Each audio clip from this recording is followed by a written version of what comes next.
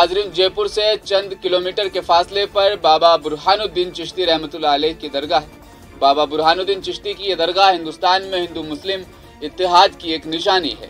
क्या हिंदू क्या मुसलमान तमाम मजहब के लोग इस दरगाह में अकीदत के साथ पहुंचते हैं और अपनी दुआओं की दरख्वास्त बाबा के आस्ताने में दर्ज करा देते हैं। उर्स के इस मुबारक मौके पर तस्नीम टीवी का कारवां भी कुल की रस्म में पहुंचा। दरगाह खादिम कमेटी ने तहे दिल से तस्नीम टीवी की टीम का इस्तकबाल किया, साथ ही दस्तारबंदी कर इज्जत भी बख्शी। सबसे पहले दस्तारबंदी के लिए Tasnim TV chief editor Ramakant Goswami को मदऊ किया गया, साथ ही तस्नीम टीवी की खिदमत को सराहा गया।